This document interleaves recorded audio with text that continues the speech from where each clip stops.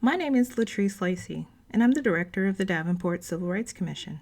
And today, I want to talk to you about a new initiative that our office is launching in collaboration with QC Harm Reduction and Transitions Mental Health, called Casualties of War, the Collateral Consequences of the War on Drugs.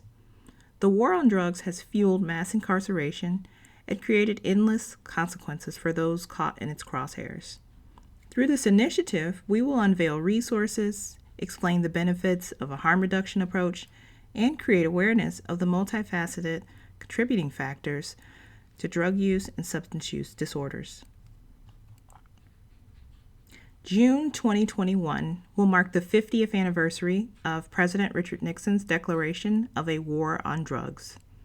A war which has cost over $1 trillion, but has produced little to no effect on the supply of or demand for drugs. The war on drugs has been a war on communities of color. No discussion of civil rights for Black and Brown communities can be complete without addressing the issue of mass incarceration and its connection to the emancipation of enslaved people at the end of the Civil War. Mass incarceration was exacerbated by the policies put in place by President Reagan and Congress when they declared this war on drugs. Those policies were maintained by the Bush administration and even intensified by the crime bill passed in 1994 by President Clinton. Misguided drug laws and draconian sentencing requirements, especially pertaining to crack cocaine, have produced profoundly unequal outcomes for communities of color. The results have decimated minority families, and Black men in particular have been victims of the drug war and drug-related mass incarceration.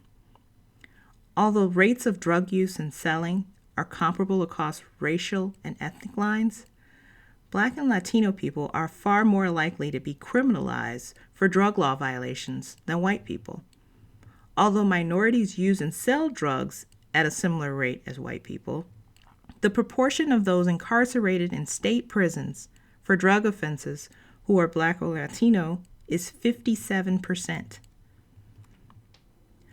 We want to highlight those collateral consequences of the criminalization of this public health crisis and provide recommendations and resources for more effective policies to support community members. Because of stereotypes and misinformation about substance use disorder, people rarely push back against systems and policies that exclude, disenfranchise, or punish people on the basis of substance use disorder or a history of or perception of substance use disorder or drug use. The collateral consequences that people experience in the areas of education, employment, housing, child welfare, immigration, and public benefits because they have a history of drug use, alcoholism, or substance use disorder have an immeasurable human cost on our community. The war on drugs has had a devastating impact on women and families who've been greatly affected by policies like mandatory minimum sentences, prosecution of low-level drug offenses, and increased conviction and imprisonment of those who have relationships with drug dealers. From a cost perspective, the war on drugs has been horrific.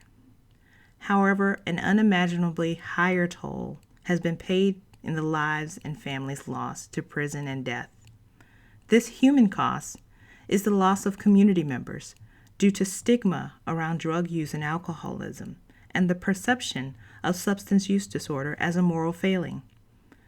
Because of these stereotypes and misinformation about substance use disorder, people rarely push back against these systems that exclude or punish people because of substance use disorder or a history of or perception of substance use disorder or drug use. And this stigma is killing people by preventing access to treatment and resources, ostracizing people from systems of support, and criminalizing a disease. Throughout the last 2 decades, we have seen a steady incline in drug-involved overdose deaths as directly related to that stigma. In addition to those devastating human costs that far outweigh the damage caused by drugs alone, the war on drugs has wasted trillions of tax dollars, fueling the United States' unrivaled incarceration rate. All our lives, we've been taught that when someone uses or sells drugs, justice dictates that they go to prison.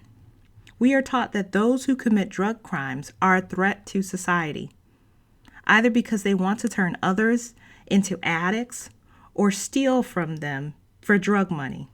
They belong in prison, safely away from law-abiding citizens. But Milton Friedman, an economist, from the start warned that the war on drugs would result in disastrous consequences for inner-city neighborhoods, because the only benefit of the war on drugs would be a highly profitable black market for drug cartels. And we've seen his prediction come to fruition. Mass incarceration is a constant financial drain, directly caused by the black market that we have established through the war on drugs, causing an immeasurable loss in workforce productivity and further strain on public resources. So one of the things that we want to do is work on destigmatizing these topics to ensure that we are building a community where people are not ostracized and perpetually punished because of what is actually a public health crisis. The war on drugs has not only failed to address the public health crisis, but it has disproportionately impacted marginalized communities, further entrenching systemic oppression. Through this project, we will continue to have community conversations, trainings, and develop initiatives relating to the war on drugs, its victims, and formulate a plan of what needs to be done to restore fairness and create effective policy within our community.